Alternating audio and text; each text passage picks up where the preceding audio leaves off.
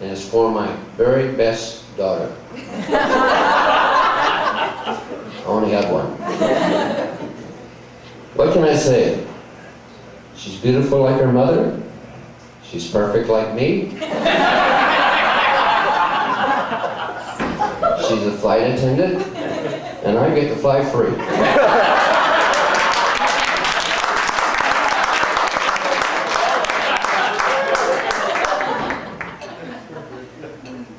Just a minute.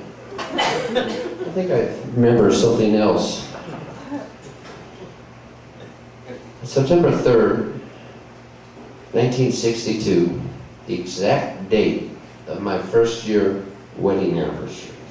My dear, lovely wife brings home this little pink thing. That's when the fun began.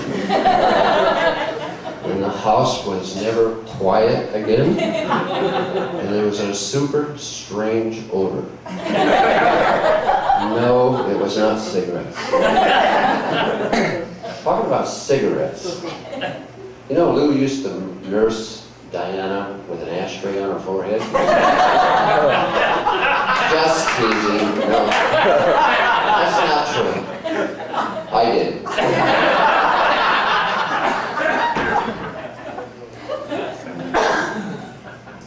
So as life moved on, we taught Diana how to walk and talk. Super big mistake. She wanted to know everything. We'd be driving down the road, she'd say, "Daddy, what's that sign say?" It says stop. Why didn't you stop? We're going to Granny's house for dinner. Can't be late. What's that sign say? Go. And then, what's that sign say? It says A&W root beer. And you know this kid, we could go to Granny's house every Sunday and have dinner. We had to cut down expenses. And on the way home, late, 9, 10 o'clock at night, back to the south area next to Campbell's Soup. You ever smelled Campbell's Soup at 10 o'clock and it's still running?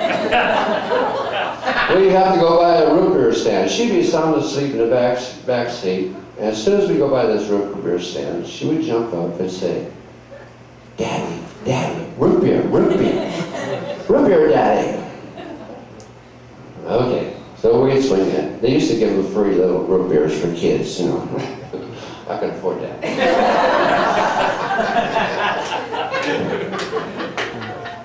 And then later on, when you become a teenager, she became a teenager, I never allowed her to date until she was 16.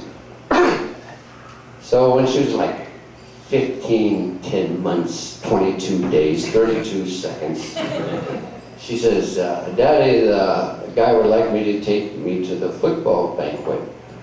I said, "You're not 16. "No. I'm really close." I don't know, have the guy come and talk to me. So the guy comes and talks to me.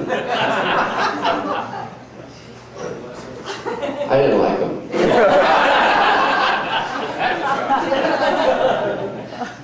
I don't really have anything against Mormons, but he was a Mormon.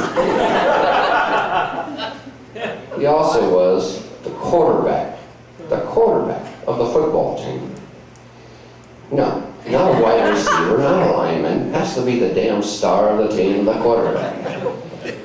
So anyhow, she got to go. And I talked to the guy. I said, "Okay, I'd like you to have her home at 11, and not 11:02, 3 or 4, 11. He was home, had her home by 5 to 11. It worked out. Other problems that we had as a teenager. This is good.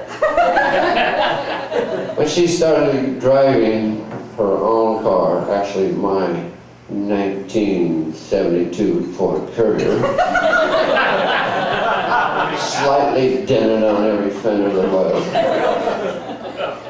I say, "Okay, if you're going to go out tonight and take my truck, I'd like you to home around 11. Is there a problem?" "No, Daddy, no problem." So at 11, I'm sitting in the living room when I was allowed to smoke in her room. Waiting for my child to come home. Is she there at 11? No. 11:30, I see my truck drive down the driveway. She walks into the house, and I said, don't make any plans for next weekend. We got some rocks to pick.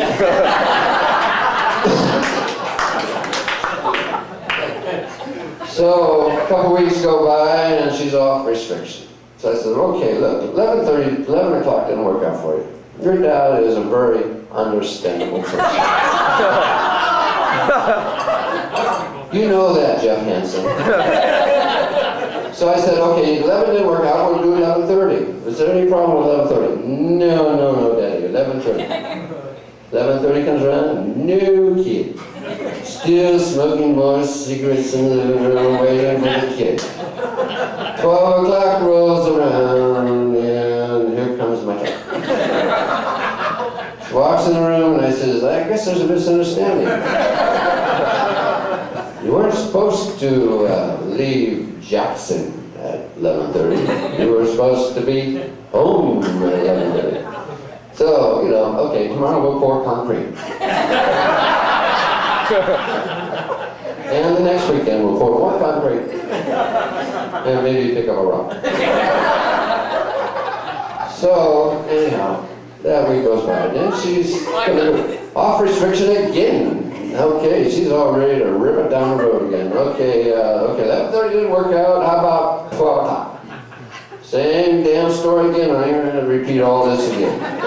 12:30 comes around, here comes my truck. This time with no lights. Drives in, sneaks in the house. You know, she can open and shut the door without making a sound. Only thing is there's this red glow in the living room with a cigarette. Okay. Now we'll pour concrete, pick up cracks, and maybe build a fence. Also next weekend. Anyhow, this went on until pretty soon she got away. She was coming home right around 2 o'clock in the morning. A few weeks restriction here and there, what the shit. The only other little thing about growing up was you have to see her bedroom door. She spent most of her high school years in that bedroom. The bedroom door now lifts like the Leaning Tower Pizza. If she didn't slam the damn thing, I was.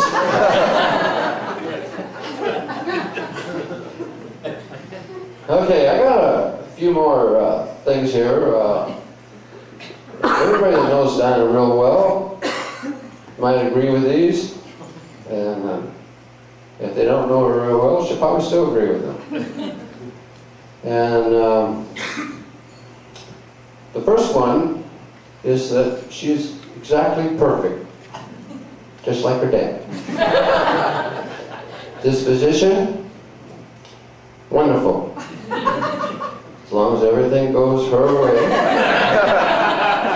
just like her dad.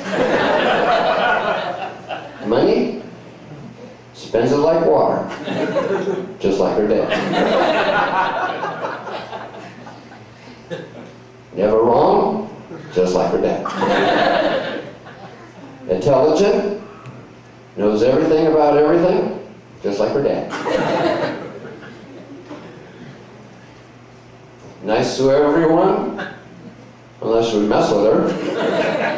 Then she bites like a rattlesnake, and it don't take much to mess with her, just like her dad. Always wants to see what's on the other side of the mountain, but always glad to get home. Likes people, as long as they do it her way, just like her dad. Protective of everyone that's close to her. She wants first crack at them, just like her dad. Reads directions to assembly something that she bought? No. Put it together 2 or 3 times, throw away the extra parts, just like her dad.